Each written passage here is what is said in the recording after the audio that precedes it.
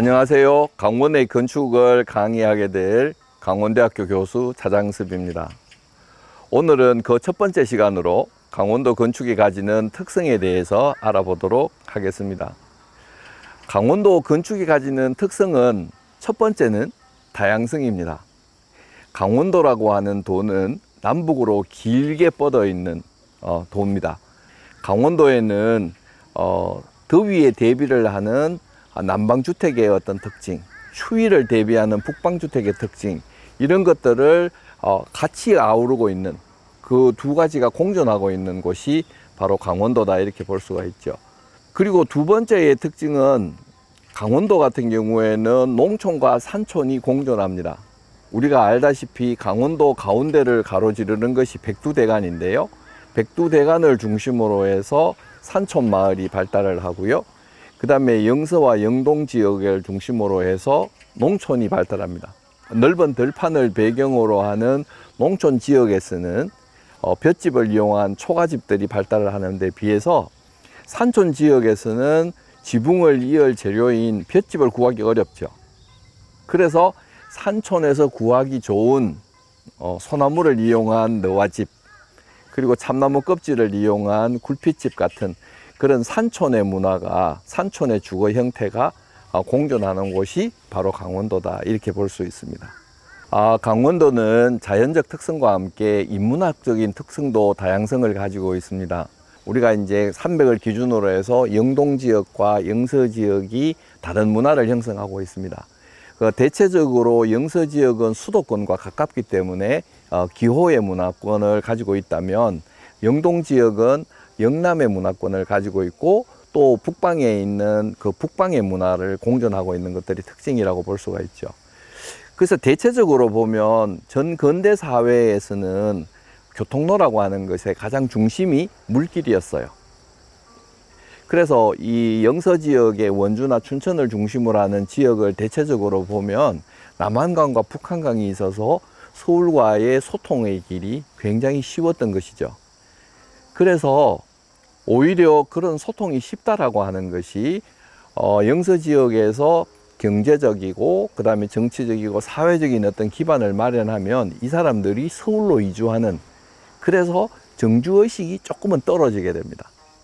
반면에 영동 지역이라고 하는 것은 한강의 물길이 백두대간으로 인해서 막혀져 있기 때문에 이 사람들이 수도권으로 이주하기보다는 영동 지역에 오랫동안 눌러 사는 그런 정주의식이 강했다, 이렇게 볼 수가 있죠.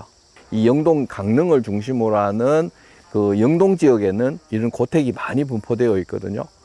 우리가 일반적으로 고택 하면 경상북도의 안동 지역을 떠올리게 될 텐데, 그 안동 다음으로 전국에서 가장 많은 고택을 보유하고 있는 데가 바로 강릉을 중심으로 하는 영동 지역이라고 할 수가 있습니다. 그래서 이와 같은 그 인문학적인 특성이 강원도의 그 건축적인 특성을 만들어내는 것이죠. 결국은 인문학적인 특성이라고 하는 것은 그 자연이 만들어내는 것들이거든요. 그래서 강원도는 그 강원도만이 가지는 이 자연적인 어떤 특성과 그 인문학적인 특성이 바로 인간이 살고 있는 그 주거 형태인 건축에 가장 많은 영향을 미치고 있다, 이렇게 볼 수가 있겠습니다.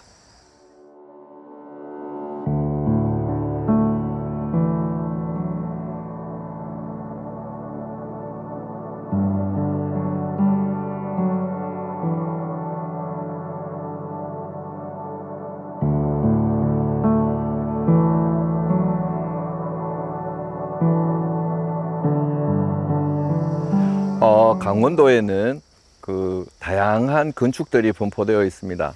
첫 번째로는 주거 건축을 들 수가 있는데요. 우리가 주거 건축에서는 앞서 살펴본 것과처럼 지역적인 특성에 따라서 지붕의 재료에 따라서 기와를 이은 기와집, 그 다음에 볏집을 이은 초가집들이 있고요. 그 다음에 산촌 지역 같은 경우에는 볏집을 구할 수가 없었기 때문에 산에서 쉽게 구할 수 있는 소나무를 이용하는 너와집, 그래서 강원도에는 다양한 주거 건축들이 분포되어 있습니다. 그리고 두 번째로 강원도에 분포되어 있는 건축 중에 하나는 누정 건축이라고 할 수가 있습니다. 그래서 강원도에는 관동팔경의 아주 아름다운 경관을 가지고 있었기 때문에 그 경관에 걸맞는 누전 건축들이 많이 분포되어 있었죠.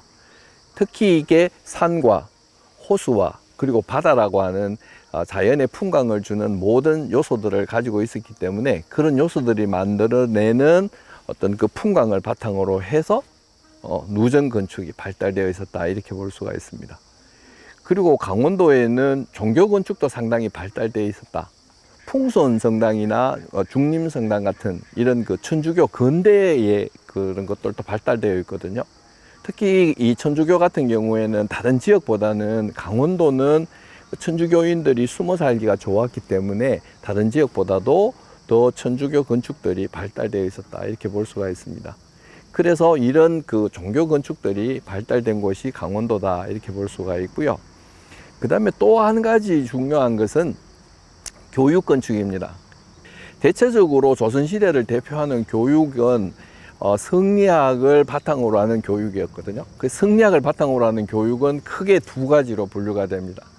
하나는 국가가 운영하는 관학기관인 향교가 있고, 그 다음에 사립기관, 사학기관인 서원이 발달을 하게 되는데, 우리나라의 다른 지역에서는 이 사학기관인 서원 건축이 상당히 발달을 하거든요. 그런데 특이하게도 강원도는 관악 건축이 발달을 합니다. 그래서 강원도에는 향교가 발달을 하죠. 그래서 우리나라의 최고의 향교라고 그러면 강릉 향교를 지칭합니다. 그래서 강릉 향교 같은 경우에는 대체적으로 그 역사가 한 700년에 이를 만큼 역사적으로도 굉장히 깊지만 규모나 어떤 건축적인 특성이나 이런 모든 것들을 종합해 보면 전국 최고의 향교는 강릉 향교다, 이렇게 볼 수가 있어요. 뿐만 아니라 강릉원도에 있는 여러 시군에는 그 나름대로의 어떤 특성을 가지는 향교 건축들을 가지고 있습니다. 그래서 이런 것들이 강원도 건축의 하나의 특성을 이룬다, 이렇게 볼 수가 있죠.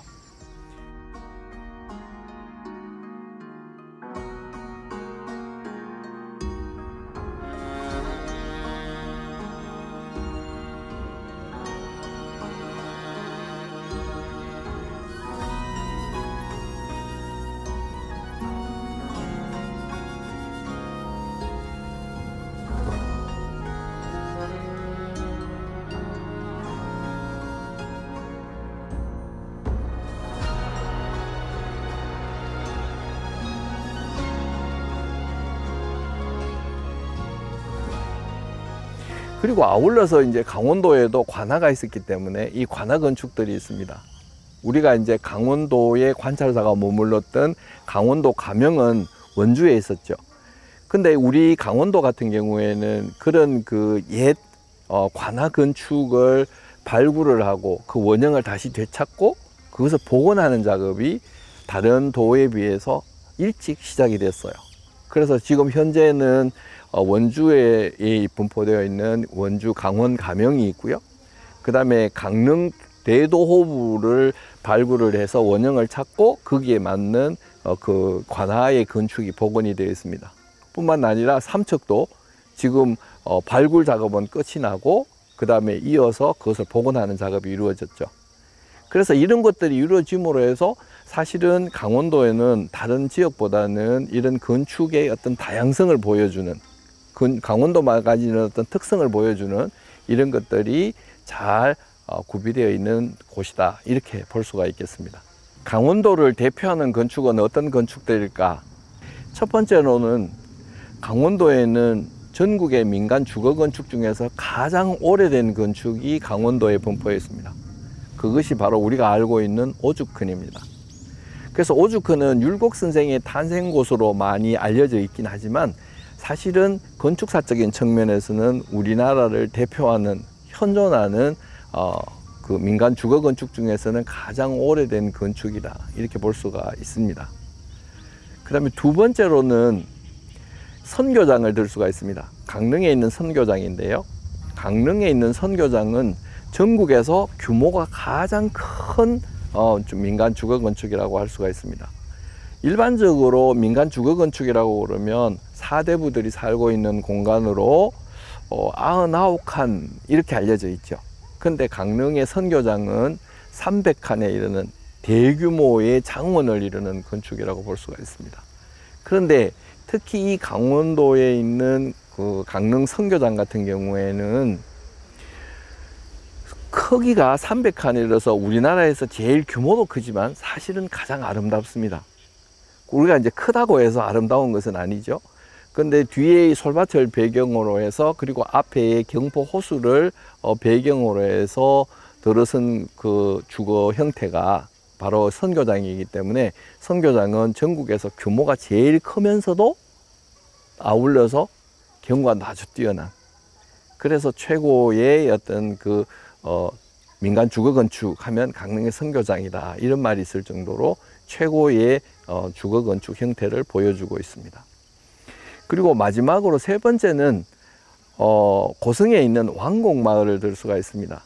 이 고성의 왕곡마을 같은 경우에는 초가집과 기와집이 상당히 조화를 이루면 있는 곳이거든요. 대체적으로 나간읍성 같은 경우에는 초가집을 중심으로 하는 것, 그 다음에 하회마을 같은 경우에는 기와집을 중심으로 하는 것이라면 고성의 왕곡마을은 기와집과 초가집이 적절하게 배열을 가지면서 원형을 가장 잘 유지하면서 보존되어 있는 마을, 그리고 또 그 동네에 집이 비어 있는 것이 아니라 사람이 살고 있기 때문에 박제화된 그런 그 민속마을 건축이 아니라 사람이 살고 있는 실질적인 어떤 생활 공간으로서의 마을을 볼 수가 있습니다.